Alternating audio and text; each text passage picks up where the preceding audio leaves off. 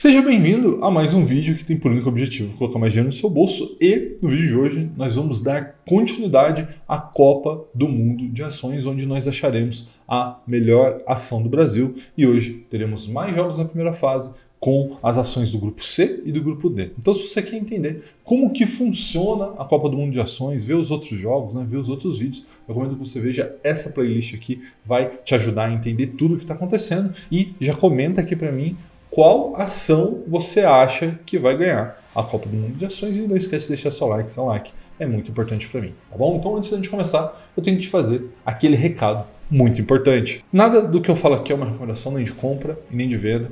Nós vamos apenas analisar as ações aqui que estão na Copa do Mundo de Ações conforme critérios fundamentalistas para fins didáticos e, obviamente, para que a gente aproveite esse clima de Copa para aprender mais sobre ações. Então, vamos para o que importa, vamos para o embate entre as ações do grupo C e D, utilizando o Status Invest, lembrando, é uma ferramenta gratuita que a gente está usando aqui para fazer essa análise fundamentalista. Lembrando que os jogos, por exemplo, do grupo A e B já foram, caso você não tenha visto, vou deixar aqui para você com a desclassificação de, inclusive, uma cabeça de chave. Então, as cabeças de chave são as maiores empresas do Brasil e uma delas já ficou pelo caminho. Então, veja esse vídeo e vamos lá, vamos começar os jogos de hoje da Copa do Mundo de Ações. Bom, amigos do YouTube, chegamos aqui no Status Invest para ver o grupo C da Copa do Mundo de Ações, e veja que aqui Petrobras confirmou o seu favoritismo, Então Petrobras ficou em primeiro, JBS ficou em segundo, Itaúsa ficou em terceiro e a Sabesp ficou em quarto. Então vamos ver como que isso aconteceu, Veja que Petrobras deu um baile nesse grupo, confirmou o seu favoritismo, onde ficou em primeiro lugar em 13 quesitos, E aí no quesito valuation não tem nem como, discutir com Petrobras, negocia nesse momento por 1,7 vezes o lucro. Pra você ter ideia, o dividend yield, ou seja, o quanto que ela pagou de dividendo nos últimos 12 meses, é equivalente a 85,8% nesse momento, depois das quedas aí que aconteceram no mercado. Então, em quesitos de valuation, é indiscutível que a Petrobras está barata, mas lembrar, ela está barata por um motivo, por conta dos riscos que estão rondando ela nesse momento, mas não tem como negar que realmente está muito barata. E aí, no segundo quesito, a gente vê aqui indicadores de eficiência, e veja que nos indicadores de eficiência, a primeira foi Itaúsa. Itaúsa aqui ficou com uma margem líquida de 165%, uma margem bruta de 34%, e aí o que acontece? Muita gente pergunta de Itaúsa, Rafael, como que a margem líquida de Itaúsa é maior que a margem bruta? Basicamente é pelo fato dela ser uma holding, então acaba que a receita financeira ela entra após a receita operacional, e isso faz com que a sua margem líquida seja muito, muito alta. Então veja que isso é um valor discrepante aqui, deveria ser, desconsiderado, mas enfim, não vai mudar nada aqui pra gente, porque ela ficou aqui em terceiro, fora do ranking aqui para se classificar para a próxima fase. Mas veja que em segundo ficou a margem líquida da Petrobras em 28%, que é uma margem muito, muito alta. Veja que a própria JBS, que ficou em segundo, tem uma margem de 5%, e quem ficou aqui na Sabesp em quarto lugar, ficou em segundo no caso, ficou com uma margem líquida, aliás, terceiro, ficou com uma margem líquida de 14,38%. Então veja que a Petrobras, neste momento, não quer dizer que vai continuar assim, é uma empresa muito barata e muito eficiente. Também isso quer dizer que nesse momento isso pode mudar, pelas questões políticas que todos já sabem. Outro aspecto importante para a gente olhar aqui agora é as questões de endividamento, E quem está em primeiro, ou seja, com um endividamento mais folgado, é justamente a Itaúsa, Ficou em primeiro em quase todos os quesitos, e aqui em segundo e terceiro ficou disputando os outros players do mercado. Lembrando que a Petrobras, no caso, já foi a empresa mais endividada do mundo. Isso foi resolvido aí nos últimos anos, Vamos ver o que vai acontecer a partir de agora. E aí, nos indicadores de rentabilidade, está imbatível a Petrobras. Veja que o seu ROI em 47%, o ROIC 31%. Então, isso aqui é algo realmente impressionante. E aí, uma dica para vocês.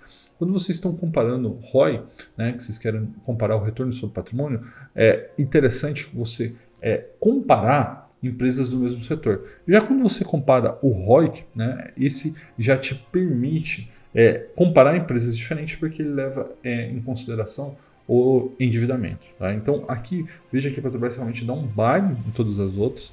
Veja que ela está em 31,73%, por exemplo, a Sabesp, que é a última, não está nem em 7%.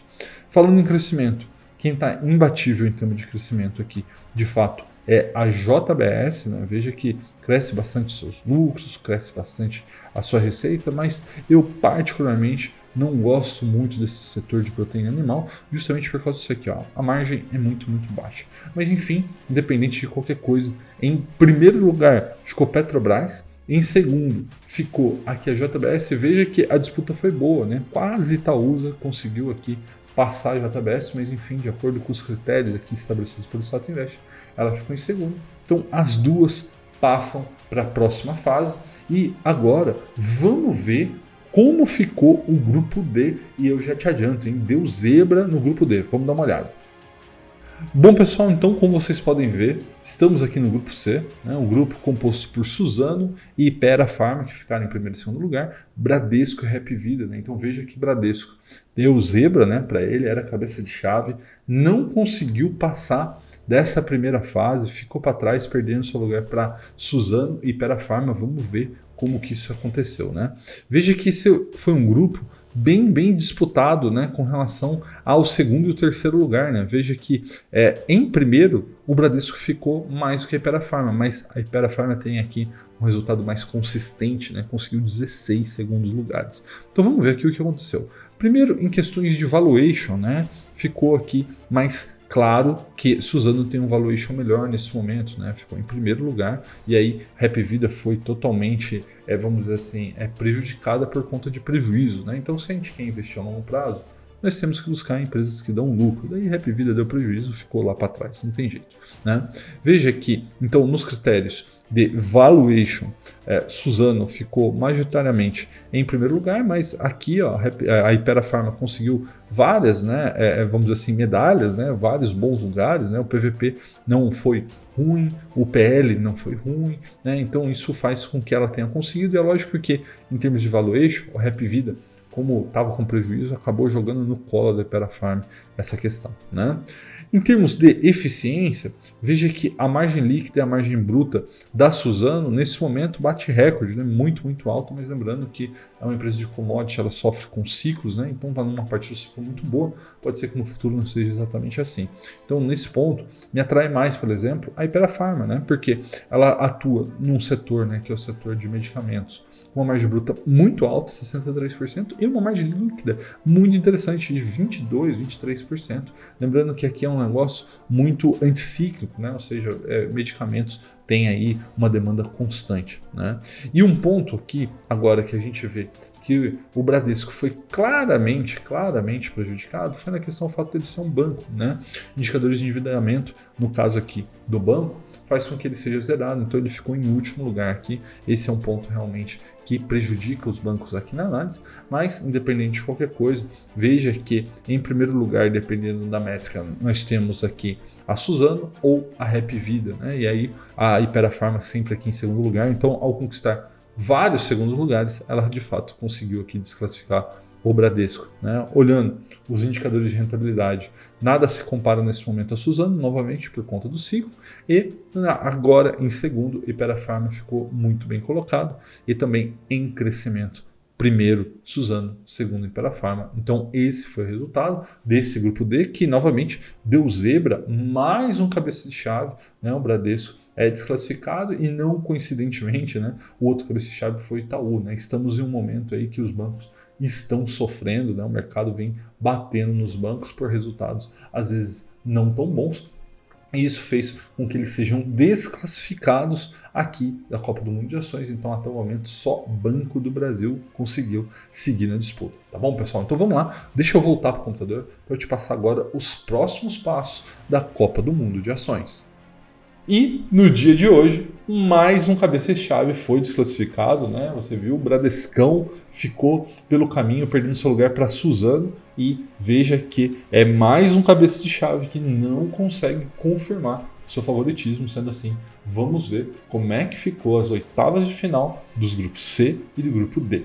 No grupo C, a Petrobras confirmou seu favoritismo, ficou em primeiro lugar e vai enfrentar a Hypera Pharma na oitava de final, que ficou em segundo no grupo D.